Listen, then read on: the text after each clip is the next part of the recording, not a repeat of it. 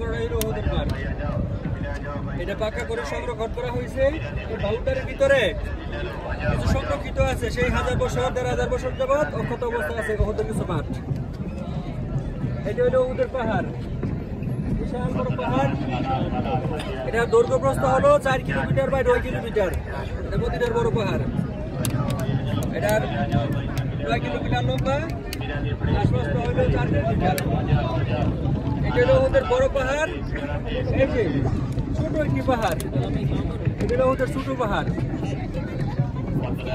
আমরা এখন মদিনাতুল মুনাওয়ারা থেকে সেই একটু দেখা যায়, গ্রেড দেখা যায়, এখান থেকে 3 কিলোমিটার দূরে মদিনাতুল মুনাওয়ারা।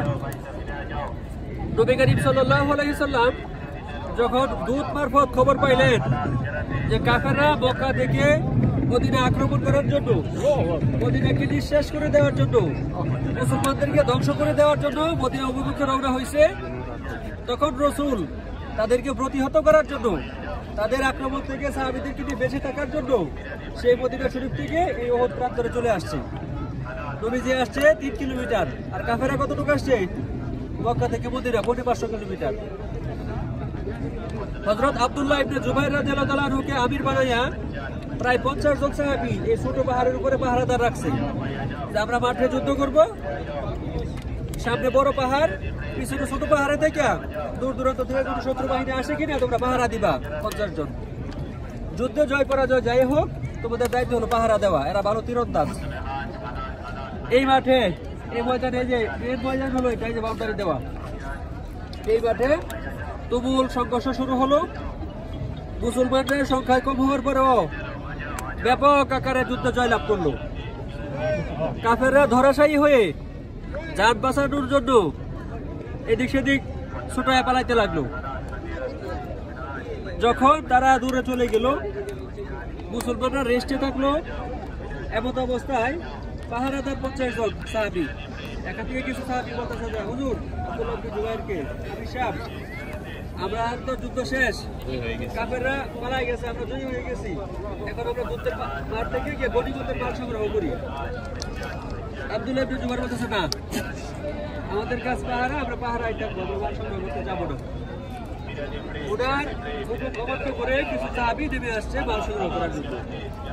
ওইখানে মাত্র 10-15 জন ছিল, বাকি সবাই নেমে আসছে এখানে। কাফেররা যখন মাঠ দিয়ে চলে যাইতেছে, দূরে থেকে দেখতেছে যে পাহারা তো খালি। এই যে ছোট পাহাড়ের উপরে মাত্র 10-12 জন উপরে আছে। এই যে পিছন দিয়ে একটা ব্রিজ, এই যে পিছন দিয়ে খাল, গাড়ির সামনে দিয়ে খাল, এদিক দিয়ে গিয়ে আমার সামনে দিয়ে খাল ব্রিজ গেছে। বাসে উঠে যাওয়ার সময় খাল ব্রিজ পার হয়ে আমরা যাবো। আবু সুফিয়ানের নেতৃত্বে কাফের বাহিনী এই খালের ভিতর দিয়ে আসছে। খালের ভিতর দিয়ে আসলে কি দূরে থেকে দেখা যায়? খালের ভিতর দিয়ে আসছে, আসে তো মাত্র পাহারাদার 10-12 জন, সবাই আসছে গনিমতের মাল নিতে। তাদেরকে অন্তর্গত হামলা চালায়, তীর মাইরা সব শহীদ করে ফেলাইছে। তারপরে এই পিছন থেকে অতর্কিত মুসলমানদের উপর হামলা চালাইছে।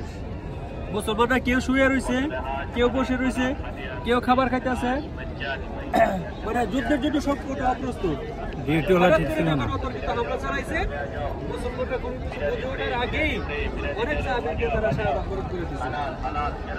এমনকি এমন একটা হযবরল অবস্থা হয়েছে, কে মুসলমান আর কে কাফের সেটাই চিনা মুশকিল হয়ে গেছে।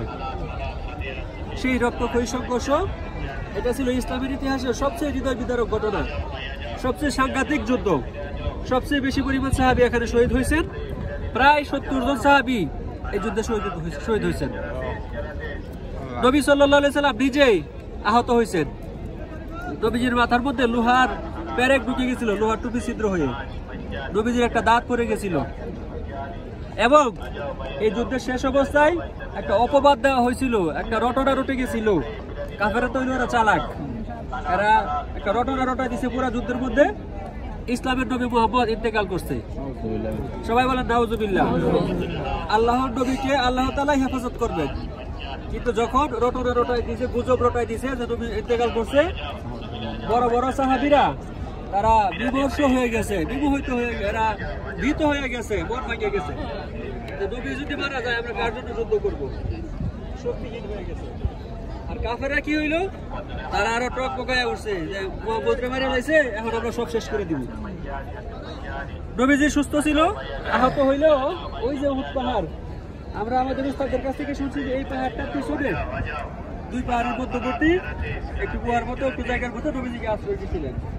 আর সরকারিভাবে কি এই যে বিবার আছে, বিবারের পিছনে পাহাড়ের উপরে একটা আল্লাহু লেখা আছে সাদা পাথর দিয়া।